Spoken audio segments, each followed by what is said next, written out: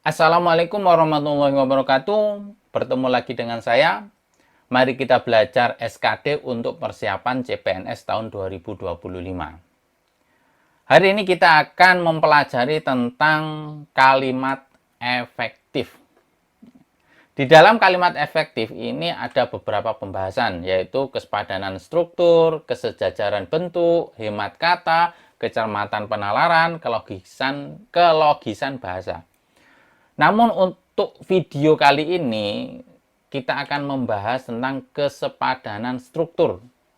Jadi kita akan mempelajari struktur kalimat, subjek, predikat, objek, keterangan, dan pelengkap. Langsung saja kita bahas predikat dulu. Predikat itu terdiri dari bisa kata sifat. Kalau kata sifat contohnya adalah saya pintar. Saya sebagai subjek, pintar sebagai predikat. Kemudian predikat juga bisa terdiri dari kata benda. Contohnya, saya dosen. Saya subjek, dosen menjadi predikat. Kemudian predikat juga bisa terdiri dari kata kerja.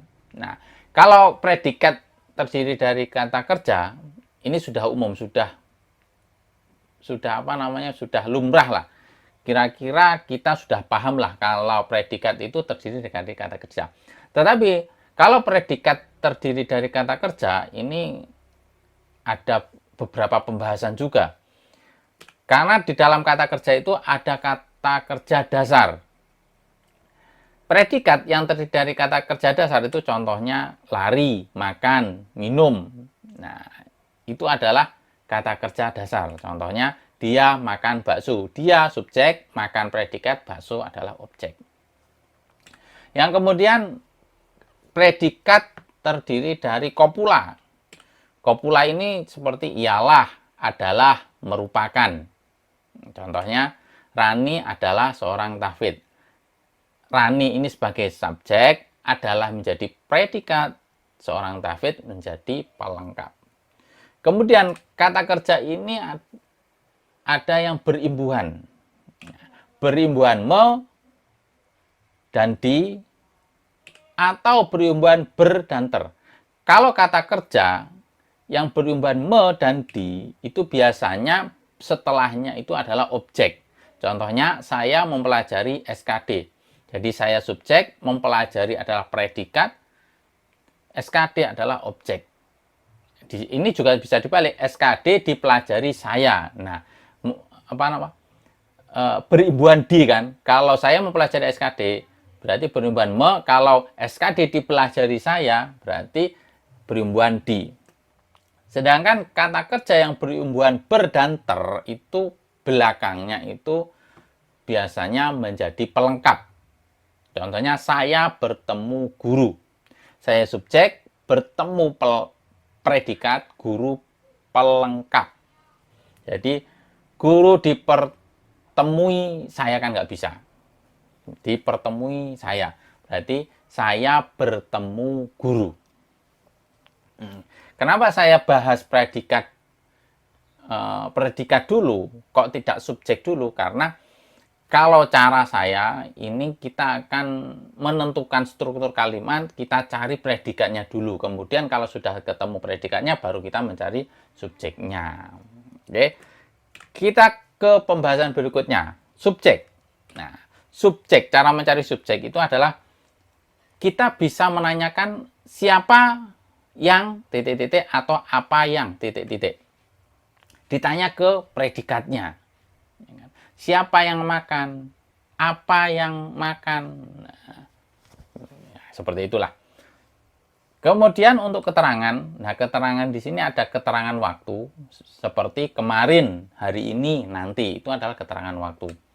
Atau keterangan preposisi. Nah ini didahului biasanya di, ke, dari, pada. Di kebun, ke kebun, dari kebun. Nah, jadi keterangan itu ada keterangan waktu dan ada keterangan preposisi yang biasanya diawali di, ke, dari, pada. Nah, ini masih umum, kita bisa mendalaminya di kita kita bisa mendalaminya di materi-materi di YouTube lah, insya Allah. Oke, kita bahasnya yang sederhana saja. Kita lanjut cara menentukan subjek, predikat, dan pelengkap. Ini masih belum contoh-contoh soal, masih belum mengerjakan soal. Ini kita latihan menentukan struktur kalimatnya dulu. Nomor 1, Nana menanam jagung di kebun. Kita cari predikatnya. Kata kerjanya adalah menanam, berarti predikatnya adalah menanam.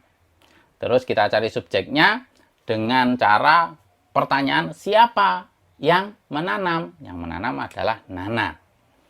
Nana menanam apa?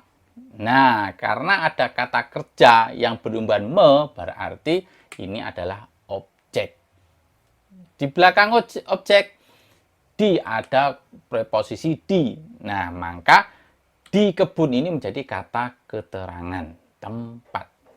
Nomor 2, Dino yang memakai topi sedang membeli kue. Di sini ada dua kata kerja. Yang pertama adalah memakai, kemudian membeli. Ini keduanya adalah kata kerja. Lalu mana predikatnya? Nah, di depan kata kerja di depan yaitu memakai, ini sebelumnya ada kata yang. Nah, kalau ada kata yang berarti ini adalah perluasan atau kalimat sebelumnya itu dijadikan satu, gabungan. Maka dari itu predikatnya adalah membeli. Siapa yang membeli? Dino yang memakai topi. Kemudian sedang ini kedudukannya apa? Nah, ini kedudukannya ikut predikat. Jadi, Dino yang memakai topi adalah subjek, sedang membeli ini adalah predikat. Kue tentunya menjadi objek karena kata kerja berimbuhan me. Ini bisa dibalik, kue sedang dibeli Dino yang memakai topi. Nomor 3, para siswa sedang belajar memasak mie di dapur. Di sini ada dua kata kerja, yaitu belajar dan memasak.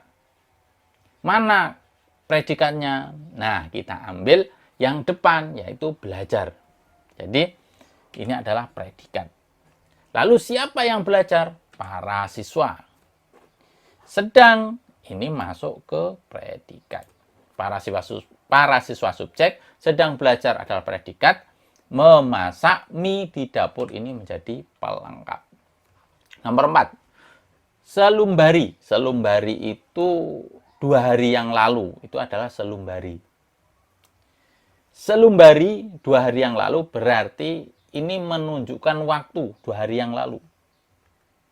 Ini menunjukkan waktu.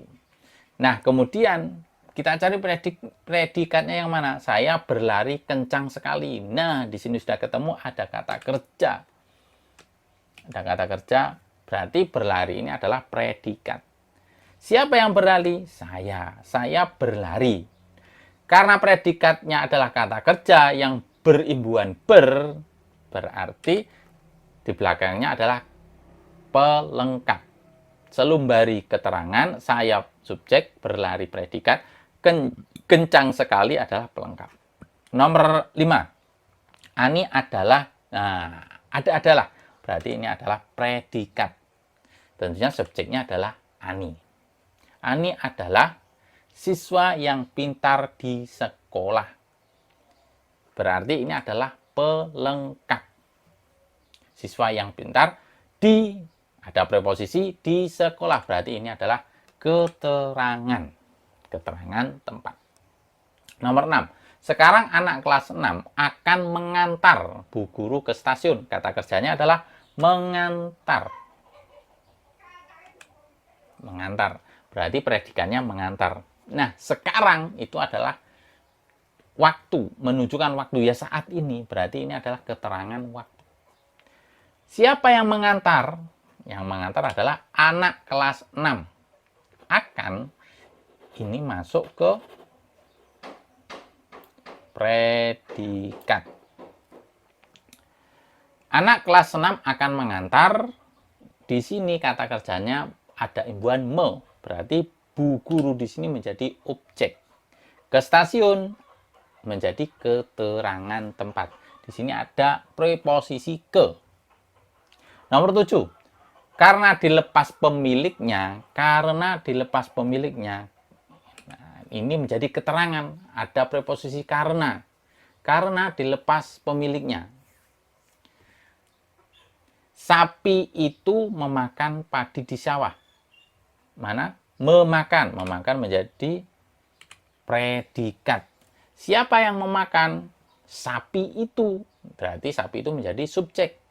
Sapi itu memakan apa? Memakan padi. Padi menjadi objek. Sekarang di sawah adalah keterangan karena ada preposisi di, keterangan tempat. Nomor 8.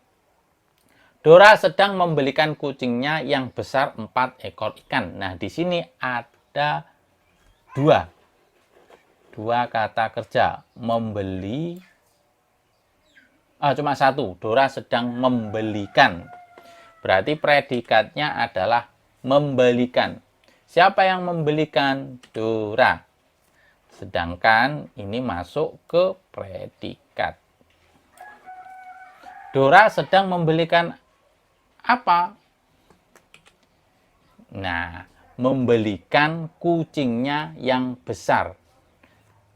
Di sini ada yang, berarti besar ini ikut ke kucing. Ya, kalau ada yang berarti kalimat itu menjadi satu dengan yang sebelumnya. Sedangkan 4 ekor ikan ini adalah pelengkap. Nomor 9. Adi yang bekerja di warung terkena masalah 1 bulan yang lalu. Di sini ada dua kata kerja, yaitu bekerja dan terkena. Berarti, nah di sini ada yang, berarti ini jadi satu. Adi yang bekerja di warung, nah ini menjadi satu. Berarti predikatnya adalah terkena. Siapa yang terkena? Adi yang bekerja di warung. Karena ada kata yang, jadi gabung. Adi yang bekerja di warung itu menjadi satu kesatuan. Adi yang bekerja di warung terkena apa? Terkena masalah. Masalah ini menjadi apa? Nah, di sini kata kerjanya berimbuhan ter, tentunya menjadi pelengkap. 1 bulan yang lalu menunjukkan waktu. Ini adalah keterangan waktu. Kita lanjut nomor 10. Nenek akan membelikan adik mainan. Di sini kata kerjanya adalah membelikan. Berarti predikatnya adalah membelikan. Akan masuk ke predikat. Yang membelikan siapa? Nenek. Nenek akan membelikan adik minuman. Nenek sebagai subjek, akan membelikan sebagai predikat, adik menjadi objek, mainan menjadi pelengkap. Kali ini kita hanya mempelajari bagaimana penyusunan subjek, predikat, objek, keterangan pelengkap. Tidak ada contoh soal. Nah, insya Allah di pertemuan berikutnya kita akan membahas contoh soal. Oke, semoga bermanfaat. Assalamualaikum warahmatullahi wabarakatuh.